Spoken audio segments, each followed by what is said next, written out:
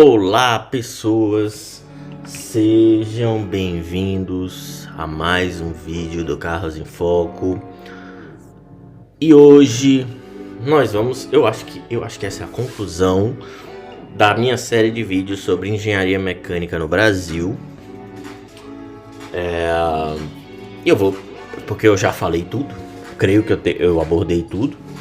E esse vídeo eu vou falar do meu retorno à universidade.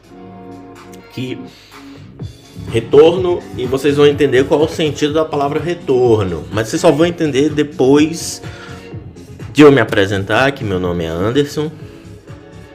Eu sou engenheiro mecânico formado na Universidade Federal do Ceará. Fiz um mestrado em engenharia automotiva na Universidade de Modena. Foi nesse período, inclusive, que eu tive uma experiência na Fórmula 1, na equipe AlphaTauri. O último ano da AlphaTauri, inclusive.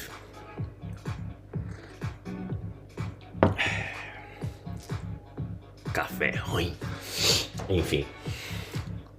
Aí eu finalizei o meu doutorado, ou meu mestrado, e estou agora num doutorado aqui na Universidade de Brecha, onde eu trabalho com desgaste de borracha. Certo?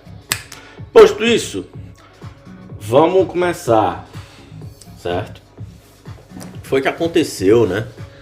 Porque eu saí ali da empresa de remédios parenterais, e eu saí decidido, cara, eu vou perseguir o meu sonho de chegar na Fórmula 1, que eu havia esquecido, e decidi, não, agora eu vou me dedicar à universidade, vou tentar entrar para pesquisa e nessa de entrar para pesquisa eu vou tentar fazer um mestrado fora, com bolsa de estudos. Beleza, isso aí, ó, 2017, eu acho. Voltei, evidentemente, quando eu digo voltei, é que eu voltei minhas atenções para a universidade e dei foco à universidade, certo? Então passei a me dedicar ao UFC. E eu preciso dizer uma coisa, quando eu entrei na UFC em 2015, até 2017 eu passei 2 anos reclamando. Reclamar sempre foi um esporte meu, um esporte particularmente que eu gosto, né, de praticar, e passei 2 anos reclamando, basicamente. E quando eu decidi, cara, eu preciso focar, e eu decidi viver a universidade. Tipo, almoçar lá, ir no refeitório, sabe, fazer tudo que a universidade tinha, usar a biblioteca, fazer projeto de extensão. E eu me apaixonei pela UFC. Puta que pariu, que lugar legal, bicho. Olha, eu vou te falar, o cara que vai pra UFC, estuda na UFC, vai lá, só assistir a aula e vai pra casa, é um otário. Tem mais é que se fuder mesmo, sabe? Porra, cara, tem que viver aquilo ali, tem que fazer projeto de extensão, tem que comer lá no refeitório. Ah, a comida é ruim, come a comida ruim, porra, vai morrer não, sabe? E não era ruim.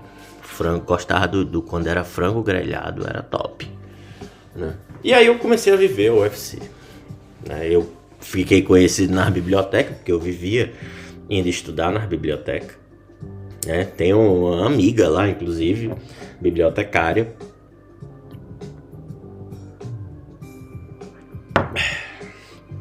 Então, comecei a viver o PC. E eu percebi que o PC tinha tudo que eu precisava. Tinha biblioteca, lugar legal para estudar, com ar-condicionado.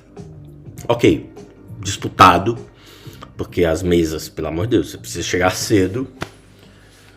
Tinha um local para almoçar com um preço justo, R$1,10 na época. Eu acho até que voltou a ser esse preço, pelo menos pelo que eu vejo aqui no grupo, né, dos alunos. E pô, não gastava muito para almoçar lá. Jantava lá também. Jantei muito no UFC. Porque, pô, pratão de comida lá por R$1,10 é nóis. Me dê, papai, né? Então, né? E eu vi que a UFC tinha tudo que eu precisava. A biblioteca tinha um bom acervo de livros, principalmente de engenharia automotiva, né? Todos os livros de dinâmica veicular, de motores, sabe? Muita coisa legal. E fui estudando. E aí eu decidi, cara, vou fazer. Eu tava focado nas cadeiras. E aí eu tomei uma das piores decisões que eu poderia ter tomado, né? Eu fui entrar no Baja. Porque esses projetos de extensão, cara, eles te requerem de um jeito que você praticamente vai reprovar a cadeira. Não tem como, né?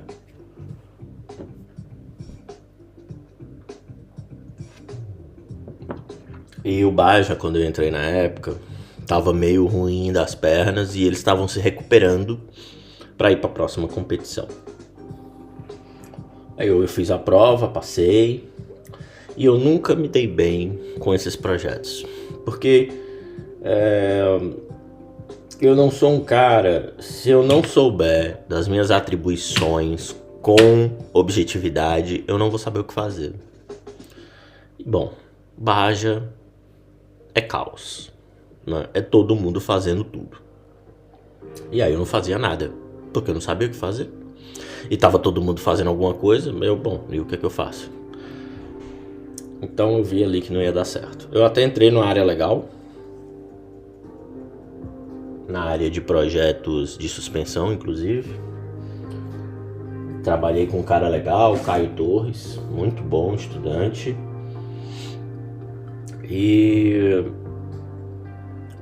Mas acabou não dando certo.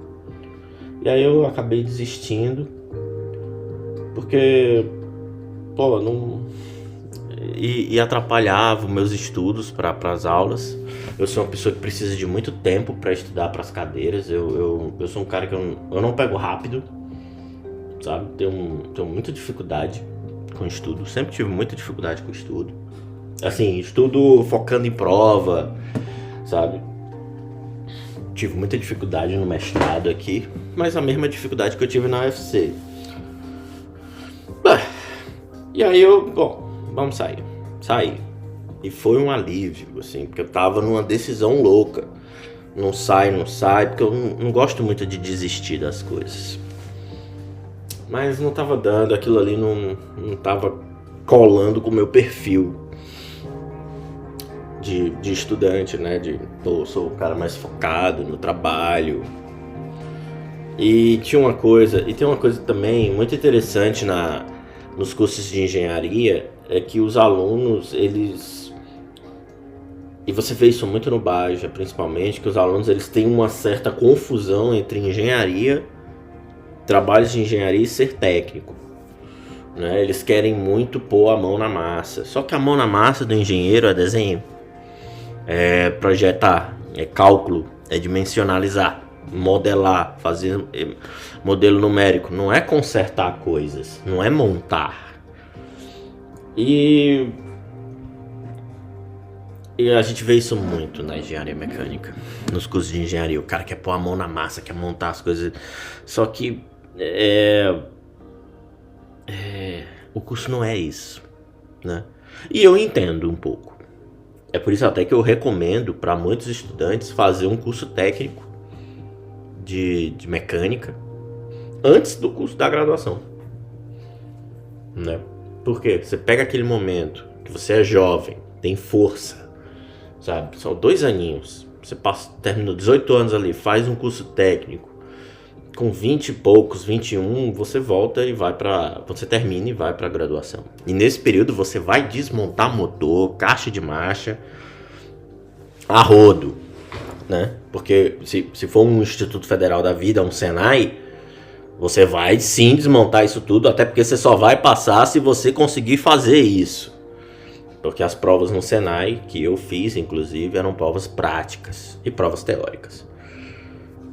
Então quando eu voltei para engenharia, eu já não tinha mais essa vontade de estar desmontando e montando coisa. Eu queria trabalhar com o projeto e tudo, aprender a mexer em CAD.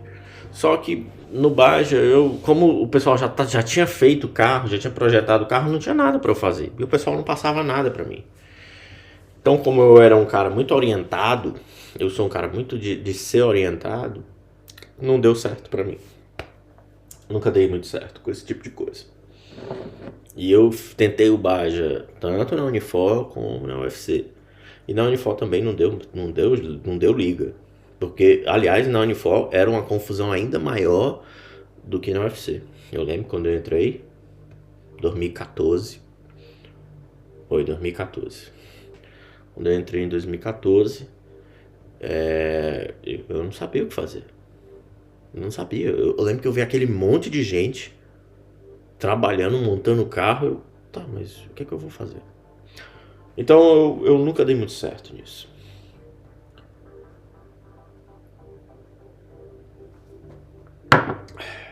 Aí bom, beleza. Eu não dou certo com isso. E agora?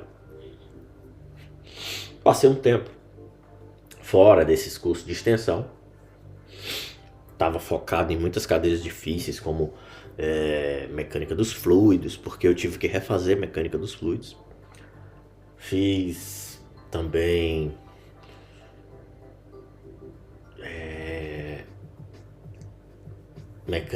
uma cadeira mecânica dos fluidos computacional, um negócio assim. Fiz também, foi uma cadeira optativa. E fui levando o curso. Mas sempre atento para fazer algo extra, né? Sempre atento a fazer algo extra. Porque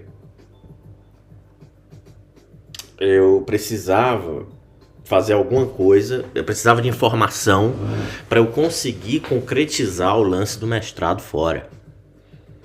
Eu não sabia naquela época como é que se faz um mestrado fora. Como é que é uma seleção? Eu não sabia. Aí eu fui fazer a cadeira de motores. Foi motores? Acho que foi termodinâmica. Não, foi termodinâmica. Terminei termodinâmica. E fui fazer motores. E nessa de fazer motores, eu fui procurar a cadeira de motores térmicos. Fui procurar o professor de motores térmicos. E disse, olha, eu gostaria de trabalhar com um laboratório, soube que você tem um. Aí ele, não, passa lá. Nessa de passar lá, eu fiquei lá 1 ano. Trabalhei no laboratório de motores térmicos. Era laboratório de motores de combustão interna, LMCI na época. Parece que mudou o nome. Trabalhei lá 1 ano.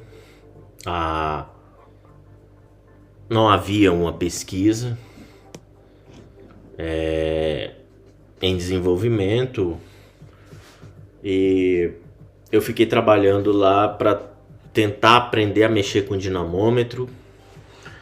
E o meu professor, na época, ele era coordenador, estava muito focado na coordenação e acabou que não estava dando para eu concretizar algo lá de trabalho acadêmico mesmo.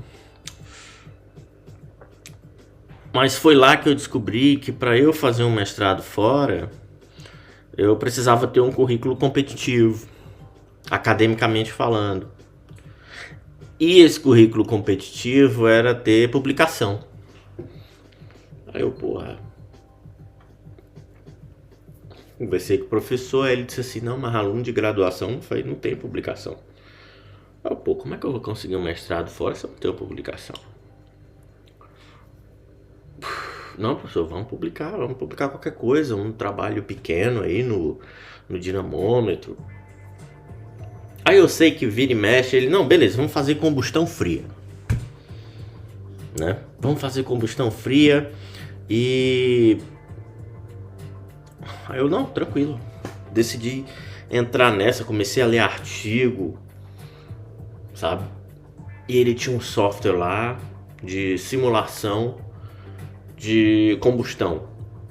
especialmente para motores de combustão interna.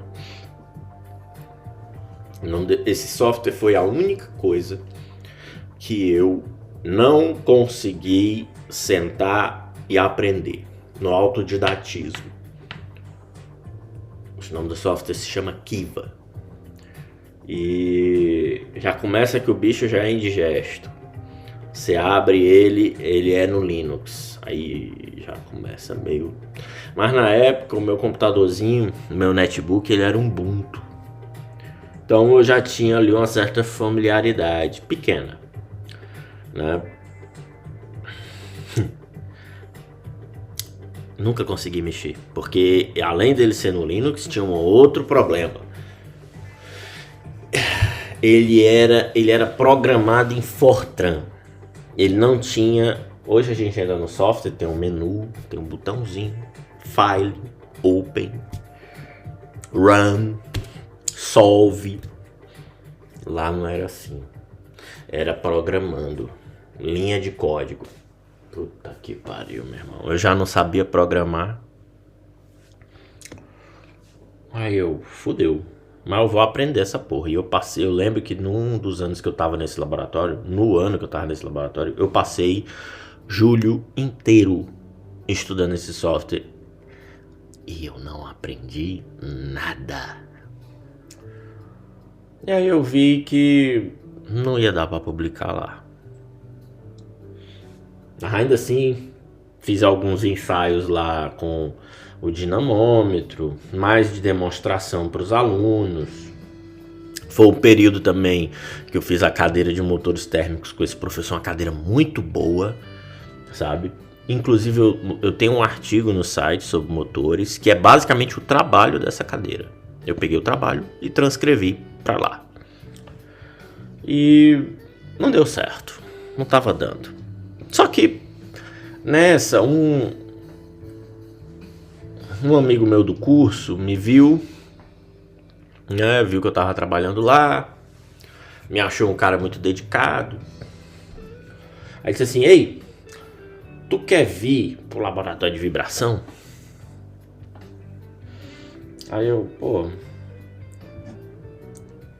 não sei, eu inclusive tô até fechando aqui, né, o ano, porque eu acabei usando o laboratório de motores para dar baixa na minha cadeira de estágio. Eu tava fechando o ano. Aí pode ser. Qual o projeto? Aí não, o projeto, a gente tá fazendo um projeto de simulações de vibração de freio e os fenômenos de vibração. Ok. Eu vou pensar aí. Eu pensei uns 2 dias, cara, vou mudar. Falta 1 ano pra terminar, 1 ano e meio pra terminar. Eu passo 1 ano nesse laboratório e termino esse curso. E nessa época eu já tinha meio que abandonado esse negócio de sonho de Fórmula 1, sabe? Pô, isso é coisa de doido, sabe? Pô, Fortaleza, cara, pô. Como é que tu vai chegar na Fórmula 1 sendo de Fortaleza? Não vai, fica na tua. Vamos lá. Beleza, vou ali falar com o professor. Vou dizer pra ele que eu vou me transferir de laboratório. Ficou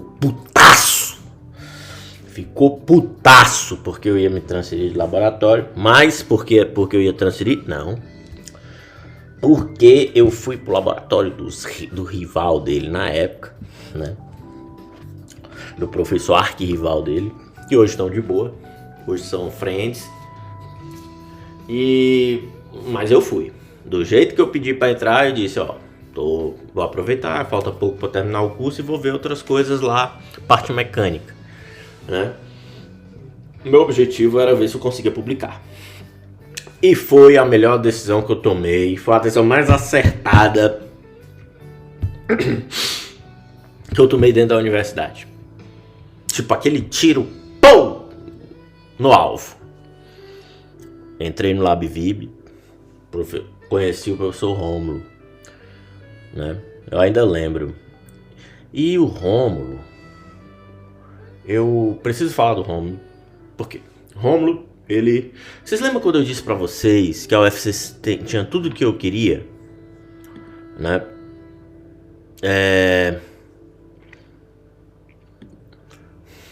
Vocês lembram quando eu disse isso pra vocês? Então, o professor Rômulo, ele era recém-chegado na UFC, vindo da Itália. E rolou um papo lá que o Rômulo trabalhou na Ferrari. Mentira, o Rômulo não trabalhou na Ferrari. O Rômulo trabalhou na Brembo, né?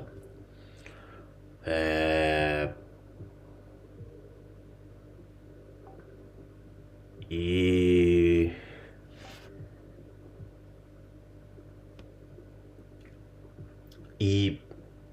aí eu pensei, eu preciso conversar com esse cara. E um dia eu tava pegando o Cuca Barra, né? Um ônibus, Cuca Barra, Parangaba. Ele tava dentro do ônibus. É agora. Sentei do lado dele, tô sabendo aí, você veio da Itália. Nessa abordagem bem criminosa mesmo.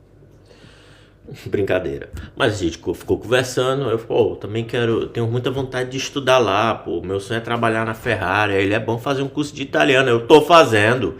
É bom fazer um curso de inglês. Já fiz. É bom saber ler inglês. Já leio. É bom saber escrever em inglês. Já sei. Mentira, eu não sabia, mas já sabia. Aí ele, cara, então tu tem que se formar. Mas é importante que você publique um artigo pra você ter chance no mestrado de lá.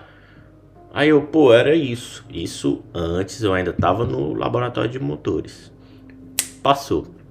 Quando eu entrei no Lab Vib era o professor Rômulo. Eu, opa, como é que tá aí? Acabou dando liga. Trabalhei muito bem com o Rômulo. Ele disse, olha, seu trabalho aqui é fazer uma simulação disso. Certo? A gente já tá fazendo ali freio a disco de moto, freio a disco de carro. O que é que você sugere? Freio a tambor de carro e de ônibus. Aí ele, beleza, faça um. Eu fiz 2, o freio a tambor de ônibus e o freio a tambor de carro. E você também vai construir a máquina do stick slip, que é o fenômenozinho de vibração, né? Só um momento.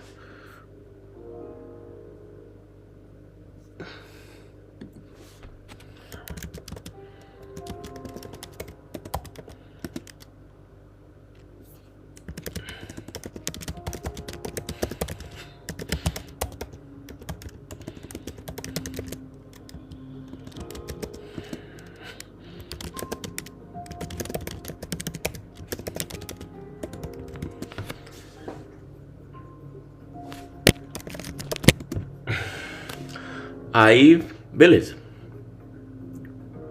Percebeu aí que a UFC tinha biblioteca legal. Na época, a UFC tava com uma parceria com a Springer, então a gente tinha todos os artigos da Springer, quase todos, né?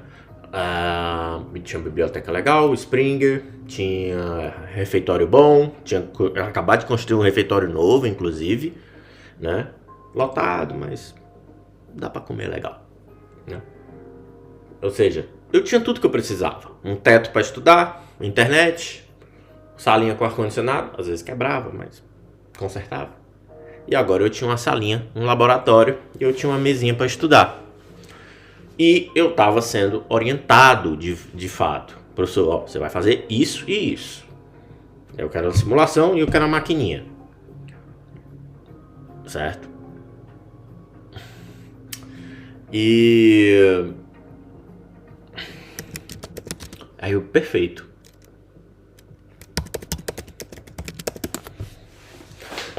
Perfeito. Comecei a trabalhar no desenvolvimento da maquininha e nas simulações. Simulação no ANSYS. Era a primeira vez que eu ia usar o ANSYS efetivamente, mas mais ainda o Design Modeler, que é o softwarezinho do ANSYS de desenho, que é um inferno para se usar. O ANSYS, o Design Modeler é um inferno. E aí eu, preciso ver modelos de tambor. Procurei modelos de tambor de ônibus na internet, achei. Desenhei a seção transversal. dele e peguei, se eu não me engano, eu peguei um modelo de tambor de freio do Clio, Renault Clio. Desenhei a seção transversal, fui lá no Design Moller, papum, fiz a seção transversal, girei, fiz o Revolute, pronto, tava feita a geometria. Criei as pastilhas de freio, mas com um formato não muito parecido com a realidade, mas um formato base para eu ficar modificando ele. Parametrizei.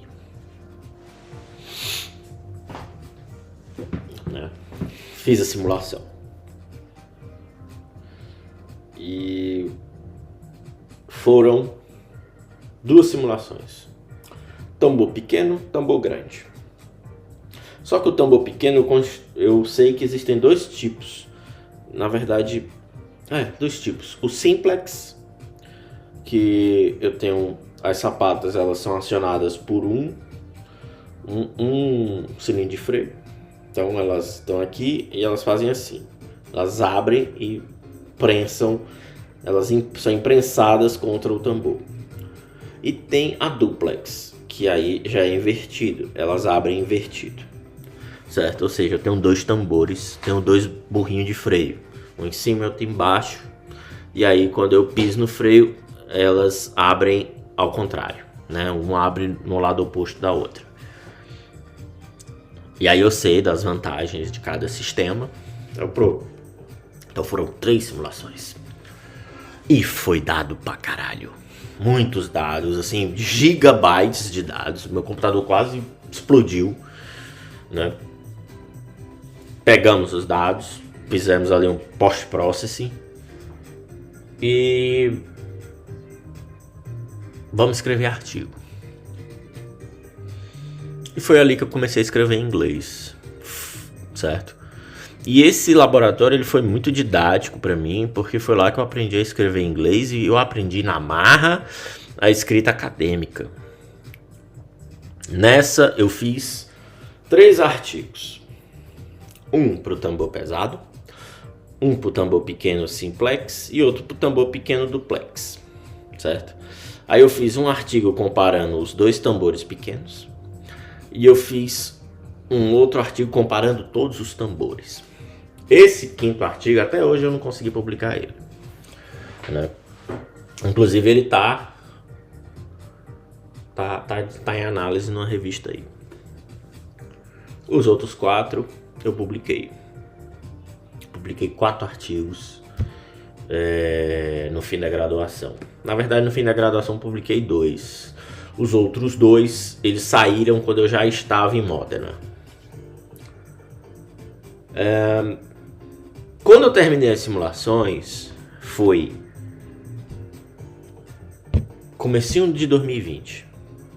Um pouquinho depois do carnaval. Covid. O Covid me ajudou a escrever artigo.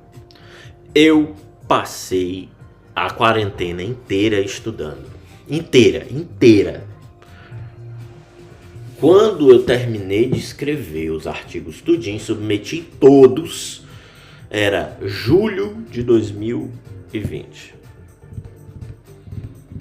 Foi ali que eu vi que eu tava em quarentena. Caralho, mundo, Walking Dead. Caralho, quarentena, Covid. No fim do ano, saiu o primeiro artigo, no fim de 2020. E em julho, acho que em agosto, a UFC voltou às aulas online. Ou foi agosto ou foi setembro.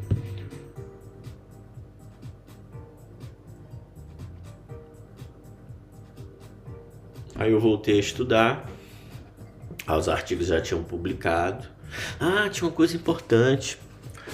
Ali em 19, no começo de 19... Não, foi no começo de 2019, eu me tornei bolsista. Então ganhava dinheiro para estudar. Ganhava R$400 na época. Eu fui bolsista PIPE, Programa de Ajuda, Motivação, para evitar a evasão do curso, né? Eu motivando os alunos a continuar. Primeiro meeting que eu tive para ajudar os alunos a motivar, um já ficou desmotivado. Né? Aí, então tava ganhando grana, ainda teve isso, né? Ou seja, tinha biblioteca boa, tinha lugar bom para estudar, ambiente legal, porque o UFC é um ambiente legal, o PC é um local agradável, pô, arejado e tal. Quando não chove, né? Quando chove vira um laguinho, né?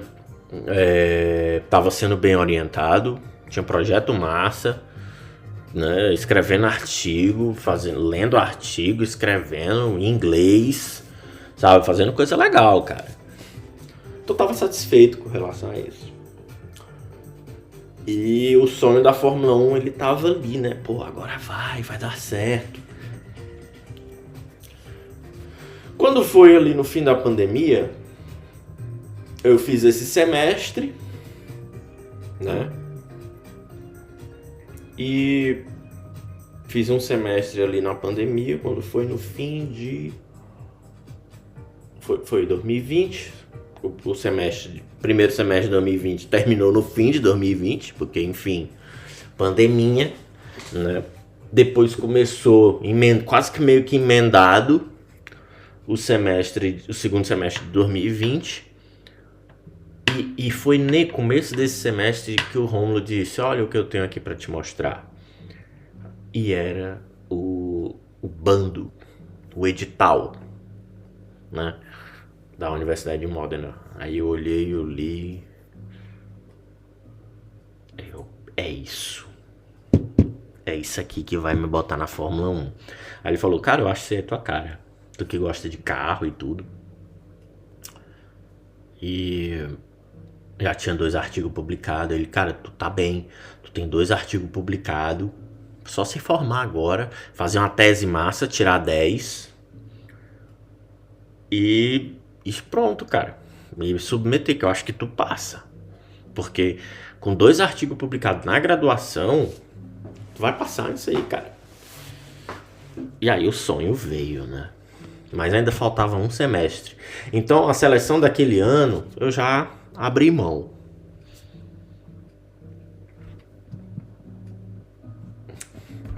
Aí fiz o outro semestre que precisava, fiz a tese, tirei 10 na tese na monografia, sei lá, TCC, trabalho de conclusão de curso. Tirei 10, passei. E quando foi em 21, no começo de 21, entrei em contato com a universidade, o cara falou: ó, é lá pra fevereiro, março que sai o edital. E quando foi nessa etapa, o próprio secretário da universidade me mandou e-mail. E aí eu me preparei, peguei todas as minhas economias, paguei a inscrição, paguei professor de inglês para me ajudar com seleção e fui me preparando para essa seleção, né? Porque eu vi assim, primeira etapa é currículo, nota, né? Desempenho acadêmico. Aí eu, porra, Rômulo. Aí, cara, manda. Você não sabe, manda.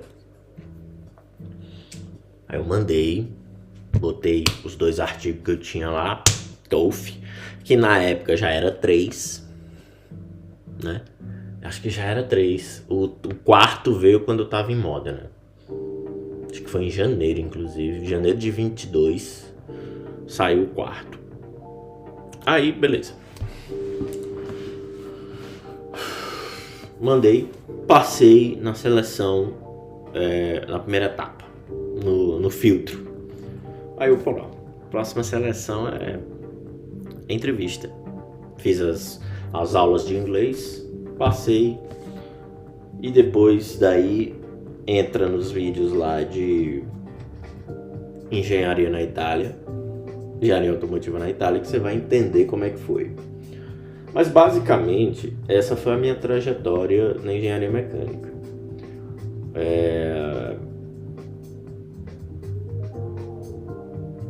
Uma trajetória completamente caótica, em que eu posso caracterizar ela de tudo menos de organizada, né?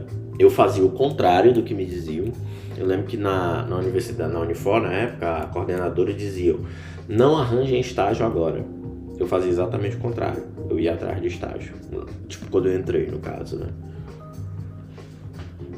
Eu acabei foi trancando o curso. Isso foi pior, né? Mas no fundo, eu acho que foi a melhor coisa que eu fiz. Porque eu matei a minha sede de trabalhar braçal, de consertar carro. E depois voltei para a universidade, né? Eu até recomendo que você faça isso. Primeiro que você vai ali desenvolver uma experiência laboral boa, uma maturidade, inclusive, laboral. Depois você volta para a universidade. Só que nem todo mundo pode fazer isso. Nem todo mundo pode tomar essas decisões assim. E aí eu entendo o privilégio que eu tive de poder tomar essas decisões, né? Nem todo mundo pode, né?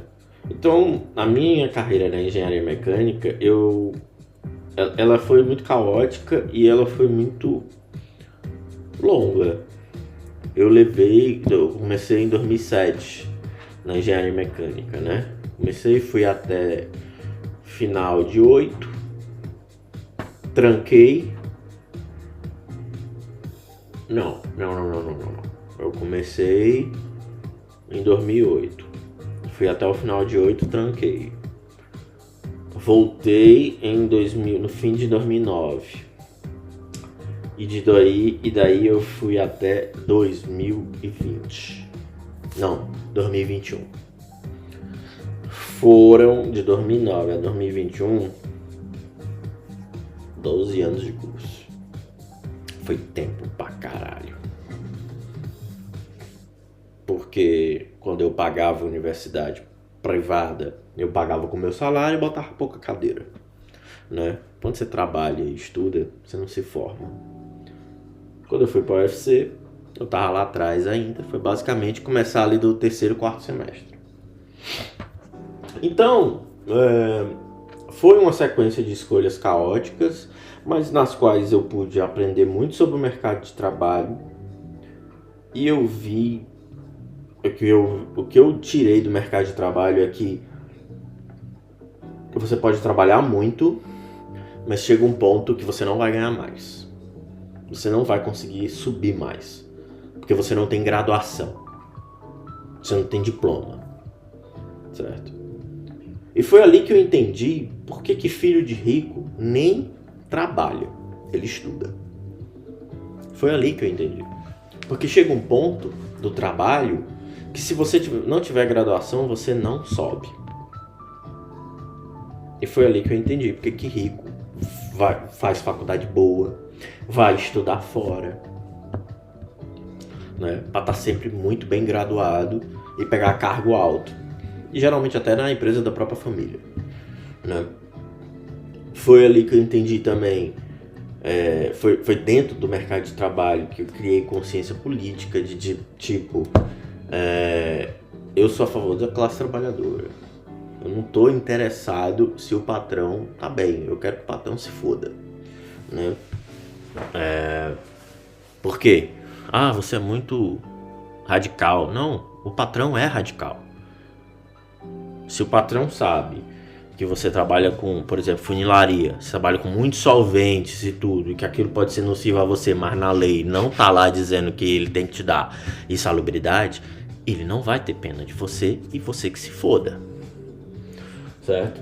Então e isso tudo vendo, observando, vendo a relação patrão-empregado. Eu até comentei isso nos vídeos passados, que eu namorei uma moça que o pai dela ainda trabalha, inclusive nesse grupo de concessionárias lá em Fortaleza, e eu pude ver que eu trabalhei, que eu vi como era o modus operandi dele, e depois eu basicamente ia nas festas de aniversário deles, porque o pai dela estava sempre no meio, né? Era o braço direito deles, porque geralmente quem trabalha no setor contábil, né, dessas empresas familiares é alguém de extrema confiança, né? Então eu tava sempre lá. E eu vi muita coisa, sabe? E isso me fez criar consciência política, né? Consciência social, consciência de classe, né? E isso me moldou muito como eu sou hoje. E é interessante que o Anderson começou a sonhar com Fórmula 1 era um Anderson diferente do Anderson que efetivamente entrou na Fórmula 1, ainda que fosse para ficar um mês, que foi o prêmio da minha bolsa, né? E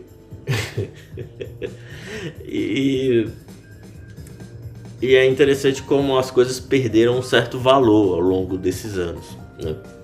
Quando eu vim para cá, para Itália, eu já não tinha mais. Eu gosto de carros e tudo, acho legal Fórmula 1, mas eu não tenho mais aquela paixão alienada. Inclusive, eu tenho até pena de quem tem, né? Eu olho hoje as coisas com uma forma, inclusive, muito bem crítica, né? Minha psicóloga diz, depois que você aperta o botão da problematização, é difícil desligar, né? Mas isso tudo porque a minha carreira foi assim, de muita observação.